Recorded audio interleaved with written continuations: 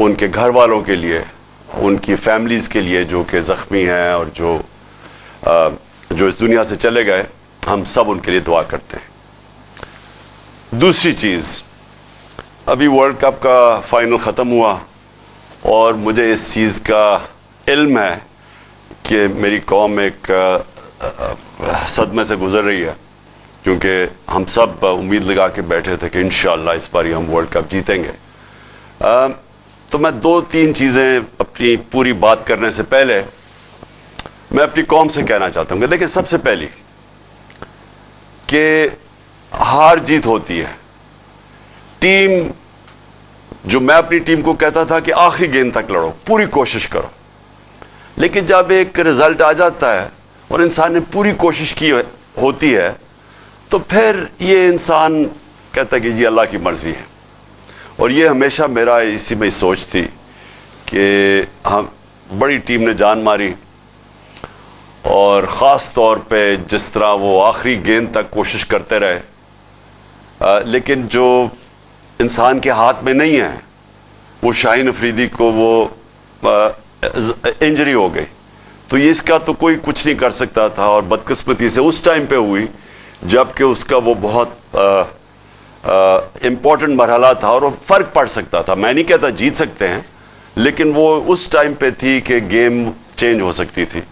تو خیر, ہم ساری قوم مبارک دے پاکستان ٹیم کو جس طرح وہ فائنل میں پہنچی ہیں. میں خاص طور پہ آج کہنا چاہتا ہوں کہ جو ہماری فاسٹ بولنگ اٹیک ہے, آج میں یہ کہہ سکتا ہوں کہ جو میں نے دیکھا, بڑی دیر کے بعد کرکٹ دیکھی, دنیا میں بہترین فاسٹ بولنگ اٹیک ہے. ہم دعا کرتے ہیں کہ شاہین افریدی جلدی سے پوری طرح فٹ ہو, لیکن بہترین اٹیک ہے. ہمارے پاس بابر اعظم ایک ورلڈ کلاس بیٹسمین ہے, اور میرے خیال میں یہ اس دنیا کا سارے بیٹسمین کو پیچھے چھوڑ جائے گا ماشاءاللہ جس طرح یہ آگے بڑھ رہا ہے. اور بھی بڑی اچھی ہماری ٹیم میں پرومسنگ ہیں, تو انشاءاللہ ہمیں اس میں سے مایوس تو ہم ہیں, لیکن ہمیں دیکھنا چاہیے کہ ہم ماشاءاللہ وہ ٹیم ہے پاکستان جو کہ دنیا کی اب ٹاپ ٹیمز میں گنی جاتی ہے. اب میں آ جاتا ہوں جو ہماری اب مارچ ہو رہی ہے. کئی لوگ کہہ رہے ہیں کہ جی بڑی آہستہ آہستہ مارچ جا رہی ہے. آہستہ تو مارچ نے جانا ہی تھا. جب ایک حملہ ہوا وزیر آباد میں اور سب کے سامنے ایک مجھے مارنے کا جو پوری سازش تھی, تو اس کی وجہ سے جو ہوا وہ تو مارچ نے آہستہ ہونا ہی تھا. اور میں یہ مارچ کا پہلے آپ ساری قوم کو بتا بھی دوں کہ یہ کیوں ہے, کہ اس کے اوپر بڑا پروپیگنڈا ہو رہا ہے کہ جس طرح پتہ نہیں کیا ہم ملک پہ ظلم کر رہے ہیں. اپنی قوم کو یاد کرانا چاہتا ہوں کہ میرے 3.5 سال میں 3 لانگ مارچز ہوئی, بلکہ ایک چوتھی ہوئی تھی جو کہ راستے میں رک گئی تھی. 4 ہوئی تھی لانگ مارچز. تو کیا وہ غیر جمہوری چیز تھی؟ پوری انہوں نے کوشش کی گورنمنٹ گرانے کی. مقصد چاروں کا ایک ہی تھا, NRO لینا, یعنی میں عمران خان کو اتنا بلیک میل کریں کہ وہ ان کے کرپشن کیسز ختم کر دیں. تو یہ جو لانگ مارچ ہے یہ اس سے بالکل مختلف ہے. عمران خان کوئی اپنے کرپشن کیسز نہیں ختم کروانے کے لیے کر رہا.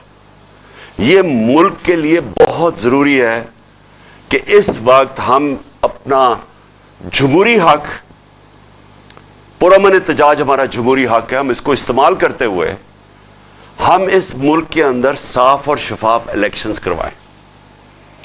میں ساری اپنی قوم کو کہنا چاہتا ہوں کہ 7 مہینے سے میں کہہ رہا ہوں کہ جو ایک یہ رجیم چینج سازش ہوئی, جو ہینڈلرز نے اور یہ سازشوں نے مل کے حکومت گرائی ہماری, میں یہ تب سے کہتا جا رہا ہوں کہ ان سے نہ سنبھالی جانی تھی, کیونکہ ان کا ماضی 30 سال سے تو یہ 2 خاندان ملک کے اوپر بیٹھے ہوئے ہیں. تو اگر انہوں نے کچھ کرنا تھا تو 30 سال پہلے کر لیتے. ان کے دور میں تو بنگلہ دیش بھی آگے نکل گیا, ہندوستان بھی ہمارے سے آگے نکل گیا. اس سے پہلے ہم ان سب سے آگے تھے 90 کی دہائی تک. تو انہوں نے اگر کچھ کرنا ہوتا تو کر چکے ہوتے. تو ان کو جب جنہوں نے بھی لے کے آیا اور ہینڈلرز نے بٹھایا ہمارے اوپر, میں تو 7 مہینے سے کہہ رہا ہوں کہ یہ ملک کو تباہی کی طرف لے کے جا رہے ہیں. میں نے معیشت کے اوپر بتایا کہ ان سے نہیں سنبھالی جائے گی, کیونکہ جو معیشت چھوڑ کے گئے تھے وہ تو پاکستان کو دیوالیہ نکال کے گئے تھے 2018 میں. تو اب انہوں نے کیسے ٹھیک کرنی تھی؟ جو ایک ملک کے معیشت کو تباہ کرے ہیں وہ ٹھیک تو نہیں کر سکتے. جو ملک کے ادارے تباہ کریں دنیا کی تاریخ میں وہ جو ادارے تباہ کرتے ہیں وہ ٹھیک نہیں کر سکتے. تو میں تو تب سے کہتا جا رہا تھا کہ ہم نے اتنی مشکلوں سے 17 سال کے بعد پاکستان کی جو معاشی ترقی تھی وہ 17 سال کے بعد بہترین چل رہی تھی. جو ہماری دولت میں ملک کے اضافہ ہو رہا تھا یہ تو لکھا ہوا ہے. یہ کسی ایکسپرٹ سے بھی پوچھ لیں کہ یہ 17 سال کے بعد پاکستان کی معیشت اوپر جا رہی تھی. سب سے بڑی بات، اور آج فیصلہ آباد میں لوگ دیکھ رہے ہیں، جو انڈسٹری ہے، جو لارج سکیل مینوفیکچرنگ ہے، جس سے اصل میں ملک کی دولت میں بھی اضافہ ہوتا ہے اور روزگار بھی ملتا ہے، وہ تو شاید 50 سال میں سب سے تیزی سے 26% پہ بڑھ رہی تھی ہماری لارج سکیل مینوفیکچرنگ، جو آج گر کے صفر پہ پہنچ گئی ہے. تو جب وہ ملک ترقی کر رہا تھا اور انہوں نے سازش کر کے گورنمنٹ گرائی تو ہمیں تو پتا تھا کیا ہونا ہے. جو ہینڈلرز بیٹھے ہوئے تھے ہم ان کو بھی کہتے رہے یہ سمجھ جاؤ کہ جو آپ نے ایکسپیریمنٹ کیا یہ فیل ہو گیا. آج قوم ساری سمجھتی ہے فیل ہو گیا، وہ ایکسپیریمنٹ فیل ہو گیا. بدقسمتی یہ ہے کہ کوئی کوشش نہیں کی گئی کہ ہاں غلطی ہوگی ہم ٹھیک کر لیں اس کو. اور ٹھیک صرف ایک راستہ تھا جو میں 7 مہینے سے کہہ رہا ہوں، اور وہ ہے صاف اور شفاف الیکشن. تو اس کے لیے یہ مارچ ہے. کوششیں کر رہے ہیں کہ اس ملک کے اندر اس دلدل سے ملک کو نکالنے کے لیے جدھر ہر جو معیشت کا ہر شعبہ ہے وہ نیچے چلا گیا ہے. ٹیکس کلیکشن وہ نیچے چلی گئی ہے، ایکسپورٹس وہ نیچے چلی گئی ہیں. بیرون ملک پاکستان جو ریمیٹنسز بھیجتے تھے، اور کھاریاں وہ شہر ہے جدھر سب سے زیادہ لوگ باہر جا کے کام کرتے ہیں، وہ جو پیسہ بھیجتے تھے، جو ریمیٹنس جس پہ پاکستان چل رہا تھا اور ہماری دور میں ریکارڈ ریمیٹنسز تھی، وہ نیچے جانی شروع ہو گئی ہیں. نیچے جانی شروع ہو جائیں تو سب سے بڑا سوال یہ ہے کہ اب ہم پیسہ کدھر سے لے کے آئیں گے قرضوں کی قسطیں واپس کرنے پہ. دیکھیں، جب ایک ملک کی دولت میں اضافہ ہوگا تو وہ اپنے قرضوں کی قسطیں واپس کریں گے، کیونکہ قرضے تو وہیں کے وہیں ہیں، سود ان کے اوپر لگ رہا ہے، وہ بڑھتے جا رہے ہیں. اور اس حکومت نے آ کے 3 مہینے میں وہ قرضہ لیا ہے جو ہم نے 9 مہینے میں لیا تھا. اس 3 مہینے میں اس سے زیادہ قرضہ لیا ہے جو 9 مہینے میں ہم نے لیا تھا. تو قرضے بڑھتے جا رہے ہیں، ان کے اوپر سود بھی دینا ہے، اور جو آمدنی جس سے قرضے واپس کرنے ہیں وہ کم ہوتی جا رہی ہے. تو ملک کا تو دیوالیہ نکلنا ہے. تو اس کو کیسے ٹھیک کریں گے؟ میں یہ کوئی آج معیشت کا ایکسپرٹ ہو، جو سیاست کا ایکسپرٹ ہو، جو ویسے کوئی دانشور ہو، میں چیلنج کرتا ہوں کہ ایک مجھے آدمی بتا دے پاکستان میں جو آج یہ سمجھتا ہے کہ صاف اور شفاف الیکشن کے بغیر ہم اس ملک کو اس دلدل سے نکال سکتے ہیں. مجھے ایک آدمی بتا دے. اور مسئلہ پھنسا کدھر ہوا ہے؟ مسئلہ پھنسا ہوا ہے لندن میں. لندن میں کیا مسئلہ پھنسا ہوا ہے کہ جو لندن میں مفرور جو سپریم کورٹ کی JIT کے بعد 2-2.5 سال کے بعد کنوکٹ ہوا ہے، سزا یافتہ ہے، جھوٹ بول کے جو باہر بھاگا ہوا ہے لندن میں بیٹھا ہوا ہے، اب وہ فیصلہ کر رہا ہے. اور وہ فیصلہ یہ کر رہا ہے کہ الیکشن، کیونکہ الیکشن میں وہ ہار جائے گا اس لیے الیکشن نہیں کروانے. وہ اپنی ذات کے لیے، اپنی کرپشن بچانے کے لیے میرے سے ڈر کے، اسے پتہ ہے کیونکہ الیکشن میں ہارنا ہے، لہذا وہ سارا ملک، آج ہمارا سارا ملک کے تباہ کر رہا ہے، تباہی کی طرف دھکیل رہا ہے اپنے آپ کو بچانے کے لیے. اس کا سارا پیسہ باہر پڑا ہے. یعنی جو پیسہ پاکستان میں وہ کچھ نہیں، جو اس کا پیسہ باہر پڑا ہوا ہے. انہوں نے 30 سال پیسہ چوری کر کے ملک سے باہر لے کے گئے.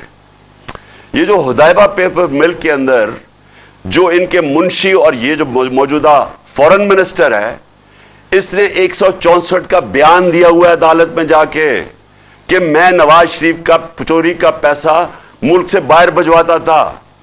وہ قاضی فیملی جدھر لندن میں بیٹھی تھی الفرڈ میں، ان کے بینک اکاؤنٹس دکھائے ہوئے ہیں اس نے کہ کن بینکوں میں پیسہ بھیجتا تھا، چوری کا پیسہ. یہ آج سے 20 سال پہلے کی بات ہے، 22 سال پہلے کی. 25 اپریل 2000 کے اندر اس نے یہ 164 का बयान लिखवाया हुआ है। सारा बयान पढ़ लें, आपको पता होगा तो कैसे ये जो पावर में था इसने मुल्क को कैसे लूट के पैसा बाहर लेके गया। ये जो लंदन में फ्लैट में बैठे हुए हैं, ये पैनामा पेपर्स के अंदर इंकिशाफ हुआ था कि ये मरियम नवाज के नाम पे नवाज शरीफ ने फ्लैट लिए हुए हैं 4 महंगे महंगे लंदन के इलाके में। उधर बैठ के चोरी के पैसे के फ्लैट्स पे एक मफरूर और इसके साथ वो लोग जो सारे कोई ना कोई मुल्क से बाहर भागे हुए हैं। इसहाक डार के बेटे बाहर भागे हुए हैं, नवाज शरीफ के बेटे बाहर भागे हुए हैं, शहबाज शरीफ का बेटा वो सलमान शहबाज बाहर भागा हुआ है, उसका दामाद बाहर भागा हुआ है, और शहबाज शरीफ खुद फंसा हुआ है। क्योंकि इसने गलती क्या की, मैं फिर से लोगों को बता दूं, इसने बरतानी अखबार ने लिखा, डेली मेल ने, कि इसने करप्शन किया है। इसने हमें दिखाने के लिए पाकिस्तानियों को कि मैंने नहीं की, इसने उनके ऊपर हर्जाना कर दिया। उसने बजाय डरने के, वो डेली मेल ने बकायदा बता दिया कि तुमने ये चीजें तुम्हारे खानदान ने चोरी किया हुआ है। इसने समझा कि अच्छा ये जब आगे बढ़े, इसने तो सिर्फ शो के लिए किया था। वो अब लंदन में केस लग गया है, 2 दफा ये गया नहीं, अब तीसरी दफा जज ने इसको बुला लिया है, 1 करोड़ 1.5 करोड़ रुपए का फाइन हो गया इसके ऊपर। तो ये बैठ के, जो कि अब लंदन के अंदर उसने डेली मेल में बाकायदा बताया कि इन्होंने किस किस तरह की करप्शन की है। ये लोग इस मुल्क के मुस्तकबिल का फैसला कर रहे हैं। ये बैठ के फैसला कर रहे हैं कि आर्मी चीफ कौन बनेगा। यानी वो लोग जिन्होंने जिंदगी में कोई दयानतदारी से आज तक फैसला नहीं किया, एक आदमी मेरिट पे नहीं रखा, इनके खानदान सबसे पहले आता है, फिर मेरिट आती है। इन्होंने वो लोगों को ऊपर लेके आए आज तक जिनको ये रिश्वत दे सके, जिनको मुंह बंद करवा सके। ओहदों के ऊपर देखें, बड़े बड़े ओहदों के ऊपर ये कौन बैठाते हैं, मेरिट पे नहीं लोग आते हैं। जिन्होंने मेरिट पे कोई काम ही नहीं किया और मकसद सिर्फ एक होता है कि हमारे चोरी का पैसा बचेगा कैसे और चोरी हम करेंगे तो रोकेगा कौन कैसे, वो लोग बैठाते हैं। अब ये पाकिस्तान के आर्मी चीफ का फैसला कर रहा है लंदन में बैठ के, और ये फैसला कर रहा है कि क्योंकि इलेक्शन हम जीत नहीं सकते, लिहाजा हमने इलेक्शन नहीं करवाना। बाहर में जाए पाकिस्तान, मुल्क की माइशत नीचे जाए, जो भी मुल्क हो जाए, इनको कोई फर्क नहीं है, क्योंकि लंदन में बैठा हुआ है, पैसे इसके लंदन में है। जब मुश्किल पड़ती है लंदन भाग जाता है, सारी फैमिली लंदन भाग जाती है। इनके लिए सबसे बड़ा अजाब होता है कि हमें ईसीएल पे डाल दिया। मैं इनको कहता हूं कि मुझे ईसीएल पे डालो। मुझे क्यों नहीं ईसीएल पे डाल, क्योंकि मैंने बाहर जाना ही नहीं है, मेरे बाहर प्रॉपर्टीज नहीं है, मेरी कोई बाहर बैंक अकाउंट्स नहीं है, मुझे क्या फर्क पड़ता है ईसीएल में डाल। इनके लिए अजाब हो जाता है, शॉपिंग उधर करनी है, इलाज उधर करनी है, ईदें उधर बनानी है, और बिजनेसेस उधर करनी है, इन्वेस्ट उधर करना है, और उधर पाकिस्तानियों कह रहे हैं कि पाकिस्तान पैसा भेजो, अपना सारा पैसा बाहर रखा हुआ है। तो ये सबसे पहले लॉन्ग मार्च का ये भी मकसद है कि कौम को हम जगाएं कि हो क्या रहा है हमारी कौम के साथ। देखें, मुल्क समझ जाएं, ये पाकिस्तान मुल्क 22 करोड़ का है, इसकी 68% आबादी 28 साल की उम्र से कम है। अगर हमने इन लोगों को सही आईनी तौर तरीका ना सिखाया एहतजाज का, ये श्रीलंका की तरफ निकल जाएंगे। क्योंकि नौजवान तो अब समझ बैठा है, सोशल मीडिया पे नौजवान आ गया है। जितना मर्जी आप मीडिया को बंद करें, जितने मर्जी पाबंदी लगाएं, जितना मर्जी डराएं इन सहाफियों को, सोशल मीडिया तो चल रहा है और नौजवान सारा सोशल मीडिया पे है, और उनमें शऊर आ चुका है, और वो देख रहे हैं तमाशा क्या हो रहा है पाकिस्तान से। शुक्र करें कि हम लॉन्ग मार्च और आइन के बीच में रहते हुए हम अपने सारा ये जो इस अवाम का गुस्सा है वो हम इस तरह लेके जा रहे हैं, पुरअमन एहतजाज पे लेके जा रहे हैं। शुक्र करना चाहिए। 7 महीने से बार बार अवाम आपको बता रही है, सारी कौम को, कि अवाम ने ये जो चोरों को हमारे ऊपर मुसल्लत किया साजिश के तहत, कौम इनको मुस्तरद कर बैठी है। इलेक्शन में ये बताते हैं, जो बाई इलेक्शन होता है उसमें वो बताते हैं, जो जलसे हैं कभी ऐसे हुए ही नहीं है। मार्च में जब पब्लिक निकली वो बता रही है, समझा था कि मेरे बगैर कोई निकलेगा नहीं, लॉन्ग मार्च में देख लें पब्लिक निकल रही है। तो पब्लिक तो बता रही है کہ ہم یہ جو آپ نے سمجھا ہمیں بھیڑ بکریوں کی طرح، یہ بھیڑ بکری شعور والے لوگ ہیں اور یہ آپ کو ایک سگنل دے رہے ہیں. اور انشاءاللہ جب یہ مارچ پہنچے گی پنڈی، اور میں جب انشاءاللہ وہاں پہنچوں گا تو ساری قوم اب دیکھے گی، سارے پاکستان سے لوگ آ رہے ہیں پنڈی.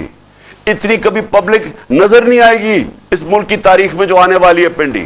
اور وہ صرف ایک چیز کہہ رہی ہے، ہمیں بھیڑ بکریاں نہ سمجھو، ہم ان چوروں کو نہیں تسلیم کرتے. ہم الیکشن چاہتے ہیں، ہم فیصلہ کرنا چاہتے ہیں کہ اس ملک کی قیادت کون کرے گا. کوئی بند کمروں میں یا کوئی بیرونی سازش کے تحت ہم کوئی نہیں حکومت کو قبول کرتے. قوم کہہ بیٹھی اور یہ کہے گی جا کے انشاءاللہ جب پنڈی پہنچیں گے. اور میں دو اور باتیں کرنا چاہتا ہوں. جب سے یہ آئے ہیں، پہلے تو مجھے بتائیں، انہوں نے کہا عمران خان نے بالکل پاکستان کو انٹرنیشنلی آئسولیٹ کر دیا. انہوں نے بار بار کہا کہ عمران خان نے آئسولیٹ کر دیا. یہ 7 مہینے سے بیٹھے ہوئے ہیں. مجھے ایک چیز بتائیں کہ انہوں نے انٹرنیشنلی فورن پالیسی پہ کوئی ملک کا فائدہ کروایا ہو. مجھے ایک چیز بتا دیں. میں نے بڑا روکا ہوا تھا، بیرونی دورے میں نے بڑے دیکھ کے کرتا تھا. میں کسی بیرونی دورے پہ نہیں جاتا تھا جب تک میرے ملک کو فائدہ نہ ہو. میرے بچے انگلینڈ میں تھے، 3.5 سال میں 2 دفعہ مجھے دعوت ملی انگلینڈ جانے کے لیے. لیکن میں نے فیصلہ کیا کہ ان دوروں سے میرے ملک کو فائدہ نہیں ہے، میں نہیں گیا. نواز شریف 24 دفعہ نجی دورے کیے اس نے پرائم منسٹر ہوتے ہوئے برطانیہ کے. زرداری 50 دفعہ نجی پرائیویٹ دورے کیے اس نے دبئی کے. میں نے تو کوئی نہیں کیا.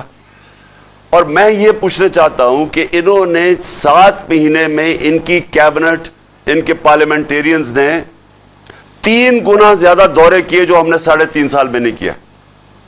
پیسہ انہوں نے خرچ کیا، مہنگے مہنگے ہوٹلوں میں یہ ٹھہرے. یہ ابھی چائنا گیا تو 777 بوئنگ وہ لے کے چلا گیا جس طرح پاکستان میں تیل کی نہریں بہ رہی ہیں. کیا انہوں نے اچیو کیا؟ کوئی مجھے بتائیں کہ پاکستان کو کوئی فائدہ ہوا اس سے؟ بتائیں کہ کوئی ہمارے ریلیشن شپ بہتر ہوئی؟ بلکہ میں آج آپ کو کہہ رہا ہوں پاکستان کا وقار دنیا میں نیچے گیا. ہمارے دور میں ہم نے اسلاموفوبیا، جو دنیا کے اندر اسلام کے خلاف جو ایک پوری مہم ہے، ہم نے اٹھائی تھی، پاکستان نے اٹھائی تھی. یونائٹڈ نیشنز میں، OIC کے اندر دنیا ایکنالج کرتی تھی، مسلمان دنیا کے، پاکستان ایک کھڑا ہوا اس کے لیے. ہم نے، میرا سارا جو ہماری باقی ملک سے تعلقات تھے، وہ یہ نہیں کہ میں کسی سے کوئی لڑائی کرنا چاہتا تھا، میں خوددار پالیسی چاہتا تھا، آزاد فورن پالیسی چاہتا تھا. میں وہ فورن پالیسی کے اوپر کام کر رہا تھا جس سے جو پاکستانیوں کے مفادات کے لیے ہو. میں کوئی کسی کے سامنے کوئی جھک کے اور پیر پکڑ کے میں وہ فورن پالیسی نہیں چاہتا. میں خوددار فورن پالیسی چاہتا. ہم امریکہ سے چاہتے ہیں وہ فورن پالیسی جس طرح ہندوستان کی ہے. ہندوستان کے امریکہ سے تعلقات ہیں لیکن بڑی خودداری ہے ان کے اندر. وہ اپنے لوگوں کے مفادات کے لیے کھڑے ہوتے ہیں. ہمیں وہ جس طرح ماضی میں وار آن ٹیرر میں کسی کی غلامی کبھی نہیں قبول کر سکتا. پاکستان اس لیے نہیں بنا تھا. تو خوددار فورن پالیسی کو اگر یہ کہہ رہے ہیں کہ جی ہمیں دنیا میں آئسولیٹ کیا، تو تم نے جوتے پالش کر کے کیا کیا اب تک؟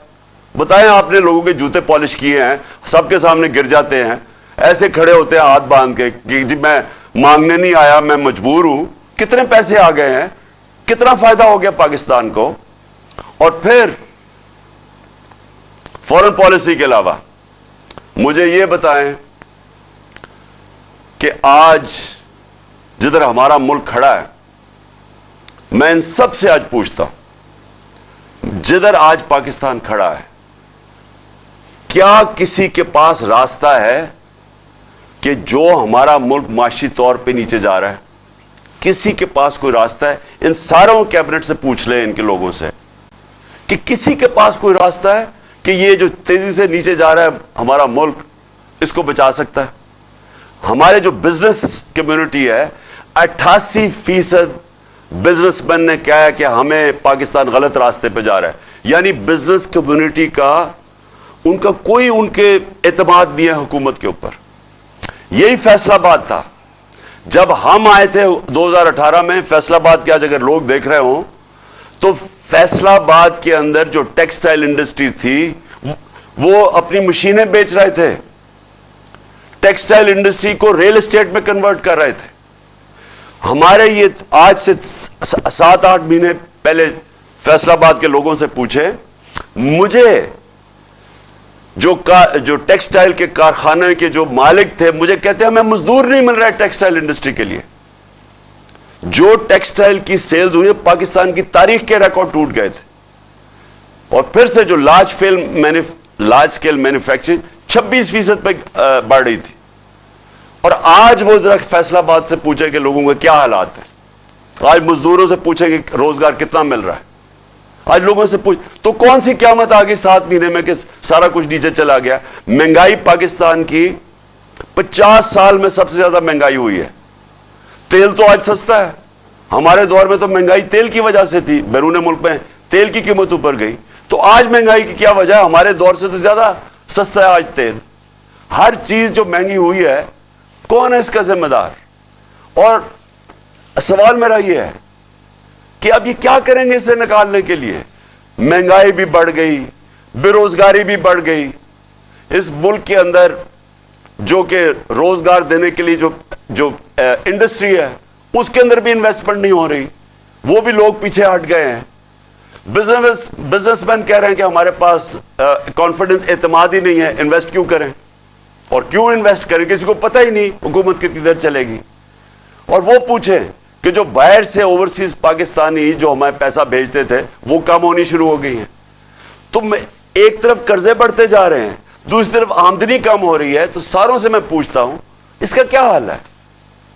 اس کا ایک حل ہے، صاف اور شفاف الیکشن.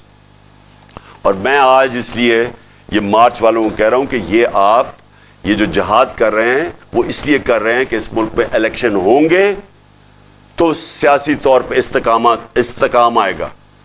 سیاسی استحکام آئے گا تو معاشی استحکام آئے گا، اور تب یہ ملک کی جو معیشت ہے وہ اٹھ سکتی ہے. اور جتنی دیر یہ کھینچتے جا رہے ہیں، الیکشن نہیں کروا رہے ہیں، کیونکہ وہ جو لندن میں بیٹھا ہوا مجرم ہے وہ ڈرا ہوا الیکشن سے، اور وہ اپنے آپ کو بچانے کے لیے وہ ملک کو داؤ پہ لگا رہا ہے، ہمارے مستقبل کو داؤ پہ لگا رہا ہے. اور یہ وقت ہے کہ ہم ساری قوم کو میں کہہ رہا ہوں کہ اس میں شرکت کریں. دیکھیں، الیکشن صاف اور شفاف الیکشن ہمیں چاہیے، اور ہمیں انصاف چاہیے. اور میں آخر میں اپنی عدلیہ سے پوچھنا چاہتا ہوں کہ ساری قوم آج آپ کی طرف دیکھ رہی ہے. میں اپنے ریسپیکٹڈ آنریبل چیف جسٹس سے کہنا چاہتا ہوں کہ قوم آج آپ کی طرف دیکھ رہی ہے.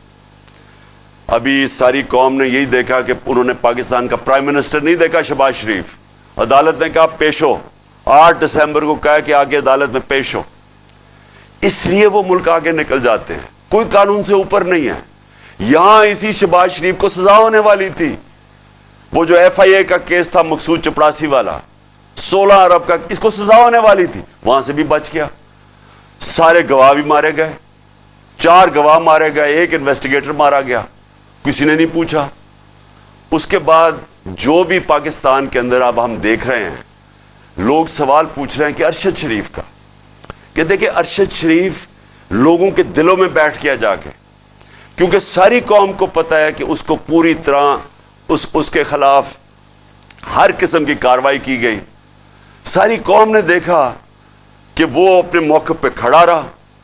وہ بار بار سچ، جو انویسٹیگیٹو جرنلسٹ ہے جس کا کام ہے رائے حق پہ کھڑا ہونا، وہ اپنے موقف پہ کھڑا رہا. اور بار بار دھمکیاں ملتی گئیں.